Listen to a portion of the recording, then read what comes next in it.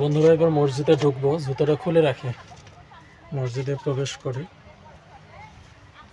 এই যে মসজিদে ঢুকলাম, দেখেন কতটুকু একটু দরজা, এই কপারটা এখানে রাখা আছে। দেখেন এটা কিন্তু সেই পুরনো দিনের কপার, দেখেই বোঝা যাচ্ছে যে কাঠটা অনেক প্রাচীন।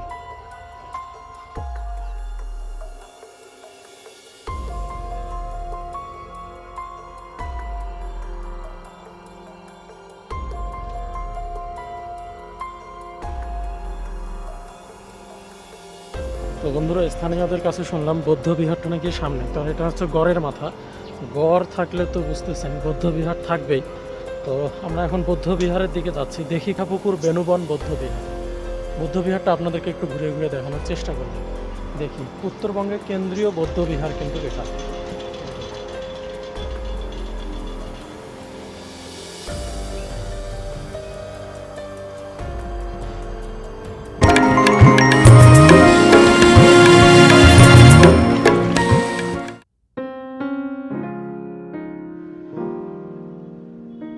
শীতের সকাল, রংপুর শহর তখন পুরোপুরি জাগেনি।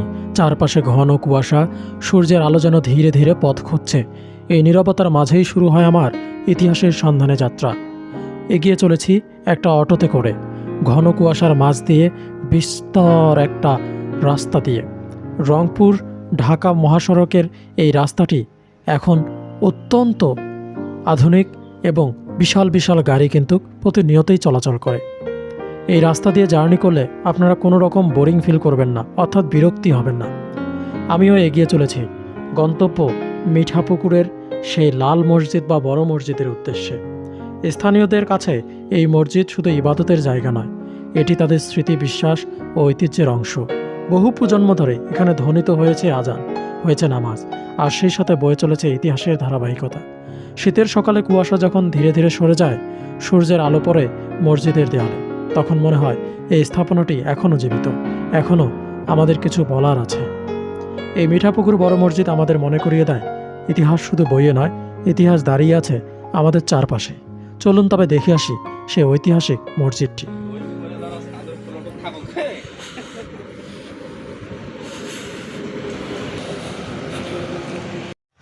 তো বন্ধুরা, welcome back to another new blog video. আজকে উত্তরবঙ্গে এখন প্রচণ্ড ঠান্ডা, ডিসেম্বরের শেষ, জানুয়ারি শুরু হবে, অনেক ঠান্ডা। এই ঠান্ডার মধ্যেই আপনাদেরকে গ্রামের এক প্রত্যন্ত জায়গায় এই সেই মসজিদ, যে মসজিদটির বয়স আনুমানিক 300-400 বছর, সেই মসজিদটি আপনাদেরকে দেখানোর জন্য নিয়ে আসলাম। মিঠাপুকুর থেকে গড়ের মাথা নামক স্থানে নেমে আপনাদেরকে আসতে হবে দিনাজপুর বিরামপুর রোড। এই যে সেই দিনাজপুর বিরামপুর রোড, তার পাশেই কিন্তু হচ্ছে, হাঁটা দিলে 3-4 মিনিটের মধ্যে কিন্তু আপনারা এই জায়গাটাতে চলে আসবেন। তো চলুন আপনাদেরকে ঘুরে ঘুরে জায়গাটা দেখাই। তো মসজিদের এটি ফলক আছে, ফলকটি প্রায় কিন্তু মুছে গেছে, দেখেন বোঝাই যাচ্ছে না, কিন্তু এই মসজিদের ইতিহাসটা লেখা আছে সংক্ষিপ্তভাবে। এবং এই সেই মসজিদ আর কি, দেখেন দূর থেকে দেখানোর চেষ্টা করতেছি।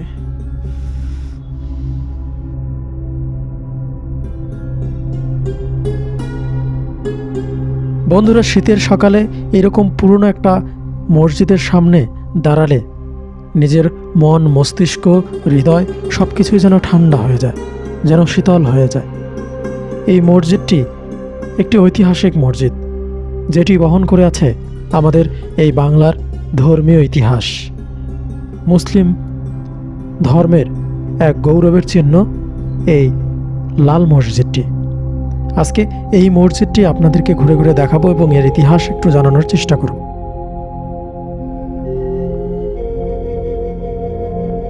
প্রিয় দর্শক, মিঠাপুকুর উপজেলার কেন্দ্রস্থলের এই প্রাচীন মসজিদটি শুধু একটি ধর্মীয় উপাসনালয় নয়, এটি উত্তরবঙ্গের মুসলিম ঐতিহ্যের একটি নীরব স্মারক।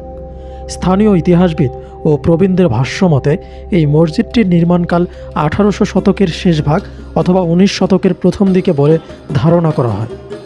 তৎকালীন মুসলিম সমাজের ধর্মীয় চাহিদা পূরণ এবং এলাকায় ইসলাম শিক্ষা ও সংস্কৃতি বিস্তারের উদ্দেশ্যে নাকি এটি নির্মাণ করা হয়েছিল। তবে আমার ধারণা হচ্ছে না যে গ্রামের এক প্রত্যন্ত এলাকায় এত সুন্দর একটি প্রাচীন মসজিদ আসলোই বা কেন এবং কী উদ্দেশ্যেই বা নির্মাণ করা হলো। সে সময় মিঠাপুকুর অঞ্চল ছিল গ্রামীণ হলেও বাণিজ্য যাতায়াতের দিক থেকে গুরুত্বপূর্ণ। এই অঞ্চলে মুসলিম বসতির সংখ্যা বাড়ার সঙ্গে সঙ্গে একটি বড় জামে মসজিদের প্রয়োজন দেখা দেয়, আর সেই প্রয়োজন থেকেই নাকি তৈরি হয়েছিল এই মসজিদ। মসজিদটির স্থাপত্যে দেখা যায় সরলতা ও দৃঢ়তার অনন্য সমন্বয়। মোটা দেয়াল, প্রশস্ত নামাজ কক্ষ, ছোট কিন্তু সুউচ্চ মিনার, এসব বৈশিষ্ট্য।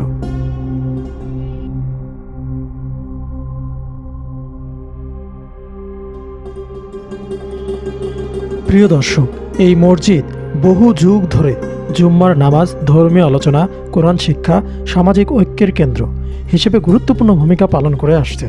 ব্রিটিশ শাসনামল, পাকিস্তান আমল এবং স্বাধীনতা বাংলাদেশের ইতিহাস সব পর্বই এই মসজিদ নীরবে প্রত্যক্ষ করেছে।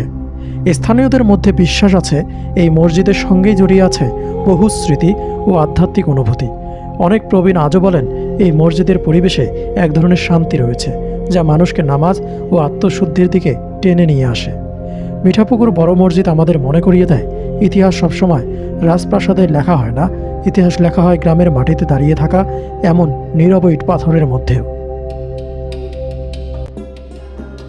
প্রিয় দর্শক, 3টি মেহরাব, মসজিদের সম্মুখের দেয়াল, প্যারাপেট দেয়াল ও গম্বুজের ড্রামসহ সুন্দর প্যানেল, লতাপাতা, ফুল, জ্যামিতিক নকশা ও সাপের ফণাসদৃশ নকশা দ্বারা অলঙ্কৃত রয়েছে মসজিদের দেয়ালটি। মসজিদের সম্মুখের দেয়ালে শিলালিপি থেকেই জানা যায় জৈনিক শেখ মোহাম্মদ সাবেরের পুত্র শেখ মোহাম্মদ আসের কর্তৃক 1226 হিজরিতে অর্থাৎ 1810 খ্রিস্টাব্দে মসজিদটি নির্মিত হয়েছিল। বন্ধুরা, এবার মসজিদে ঢুকবো, জুতোটা খুলে রাখি। মসজিদে প্রবেশ করি।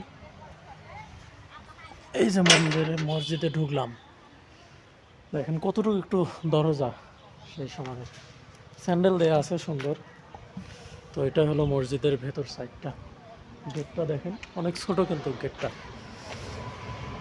আর আপনাদেরকে যদি দেখায়, জায়গাটা এরকম, এখনও কাজ কিন্তু বাকি আছে, পুরোটাই কিন্তু ছাদ করা হয়নি।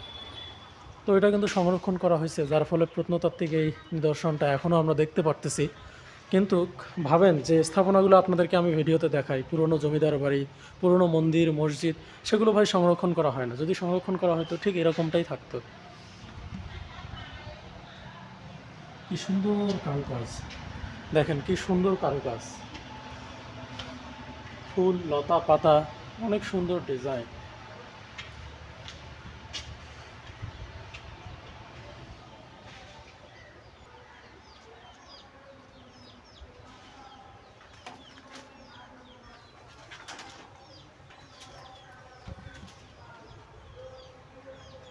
এই কপারটা এখানে রাখা আছে, এই কপারটা এখানে রাখা আছে, দেখেন এটা কিন্তু সেই পুরনো দিনের কপার। দেখেই বোঝা যাচ্ছে যে কাঠটা অনেক প্রাচীন, এখানে কিন্তু রাখা আছে। পেছন সাইডটা একটু আপনাদেরকে দেখাই, মসজিদের পেছন সাইডটা ঠিক এইরকম, মসজিদের পেছন সাইডটা ঠিক এইরকম। আর গম্বুজগুলো দেখেন কতটা মজবুত, এখনো কিচ্ছু হয়নি। মসজিদটার এই দেখেন এখানে রাখার জন্য সুন্দর সুন্দর ডিজাইন দেখেন, এই ডিজাইনগুলো দেখেন একবার। আর গেটটা দেখেন কত সুন্দর। খ্রিস্টীয় 7ম-8ম শতক থেকেই আরব ব্যবসায়ী, সুফি দরবেশ ও ইসলামী দায়ীদের মাধ্যমে বাংলা ইসলামের শান্তিপূর্ণ প্রচার শুরু হয়। তাদের সঙ্গে সঙ্গে কোরআন শিক্ষা, নামাজ, আখলাক ও নৈতিক শিক্ষার চর্চাও শুরু হয়, যা ছিল মুসলিম শিক্ষার প্রথম ধাপ। ইসলাম প্রচারের সঙ্গে সঙ্গে গ্রাম ও জনপদ মসজিদ গড়ে ওঠে। এই মসজিদগুলো ছিল তখনকার প্রথম শিক্ষাকেন্দ্র। এখানে শেখানো হতো কোরআন তেলাওয়াত, আরবি বর্ণমালা, নামাজ ও মৌলিক দ্বীনি জ্ঞান। বাংলায় আগত সুফি দরবেশ ও খানসহ স্থাপন করেন এসব স্থাপনা, যেমন হযরত শাহজালাল রাদিয়াল্লাহু তাআলা আনহা সিলেটে, খান জাহান আলী বাগেরহাটে। 13 শতক থেকে মুসলিম শাসন প্রতিষ্ঠার পর বাংলায় প্রাতিষ্ঠানিক মাদ্রাসা শিক্ষা ব্যবস্থা গড়ে ওঠে। কারুকাজটা একবার দেখেন কত সুন্দর।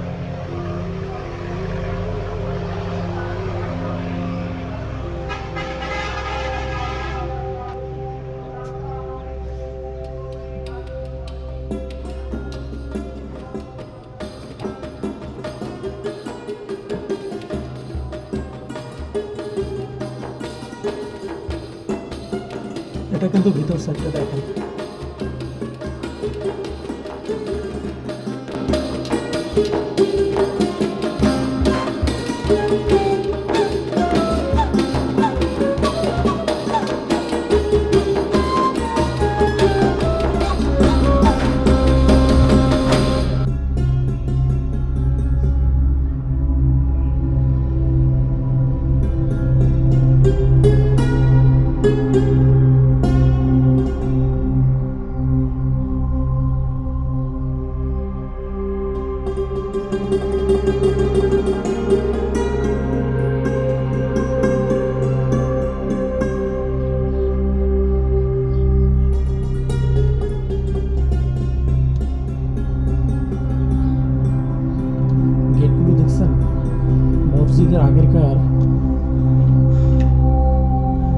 আগের মসজিদের দরজাগুলো দেখেন, কত ছোট ছোট দরজা, মানে এইভাবে ঢুকতে হবে আর কি। ভেতরটা বড় কিন্তু দরজাগুলো একদম ছোট, মানে সেই মোগল স্থাপত্য আর কি, মোগল আমলে। আর ভিতরের জায়গাটা কিন্তু অনেকটা উঁচু,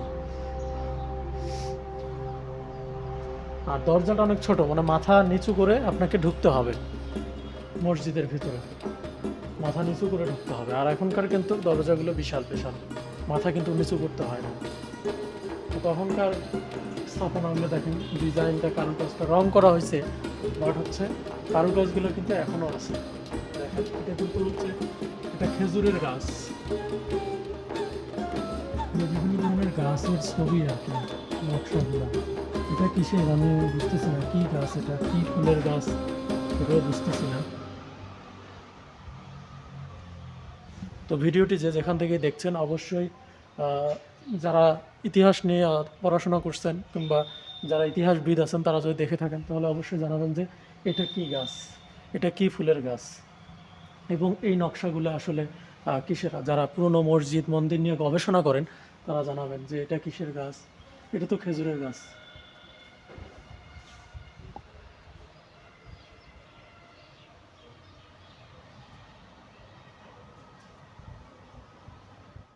তো বন্ধুরা, স্থানীয়দের কাছে শুনলাম বৌদ্ধ বিহারটা নাকি সামনে, কারণ এটা হচ্ছে গড়ের মাথা, গড় থাকলে তো বুঝতেছেন বৌদ্ধ বিহার থাকবেই। তো আমরা এখন বৌদ্ধ বিহারের দিকে যাচ্ছি, দেখি কোথায় আসলে বৌদ্ধ বিহারটা। বড় মসজিদটা দেখালাম আপনাদেরকে, একটু বিহারটাও দেখিয়ে নিয়ে আসি, যেহেতু কাছাকাছি এখন হাঁটতেছি গ্রামের ভিতর দিয়া।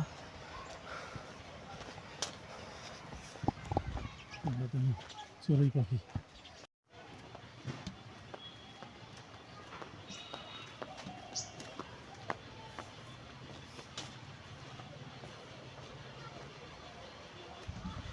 তো বন্ধুরা বৌদ্ধবিহার কিন্তু পেয়ে গেলাম। এটা হচ্ছে সেই মিঠাপুকুর বেনুবন বৌদ্ধবিহার।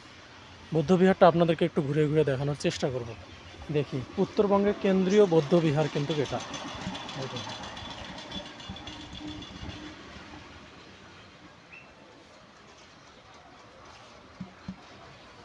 ভিতরের পরিবেশটা, আমরা কিন্তু প্রবেশ করলাম বৌদ্ধবিহারে। তো জায়গাটা অনেক পরিপাটি, অনেক ভালো লাগতেছে দেখতে। এই সেই বৌদ্ধবিহার, এখানে হয়তো বা সেই সময় প্রার্থনা করা হয়। এই জায়গাটাতে মানুষ মানত করে। গৌতম বুদ্ধের ধর্ম কিন্তু হচ্ছে বৌদ্ধ ধর্ম, ধ্যান। তো গৌতম বুদ্ধের এই বৌদ্ধ ধর্ম কিন্তু স্পিরিচুয়াল একটা বিষয় আর কি।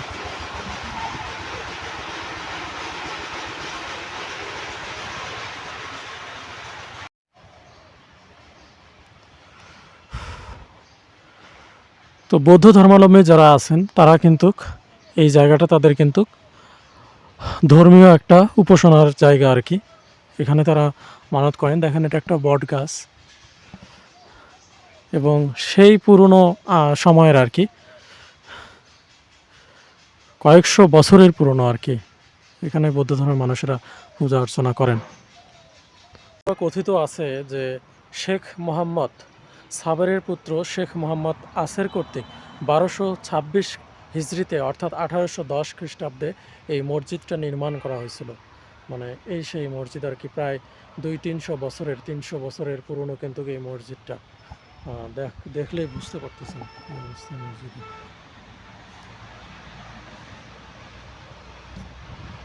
তো বন্ধুরা, আজকে এই পর্যন্তই। এই বড় মসজিদটি আপনাদেরকে দেখাইলাম মিঠাপুকুর উপজেলার। তো চ্যানেলে যারা নতুন এসেছেন অবশ্যই চ্যানেলটি সাবস্ক্রাইব করবেন, সেই সঙ্গে লাইক, কমেন্টস এবং শেয়ার করতে ভুলবেন না। আজকে এই পর্যন্তই। ভালো থাকবেন, সুস্থ থাকবেন। আল্লাহ হাফিজ।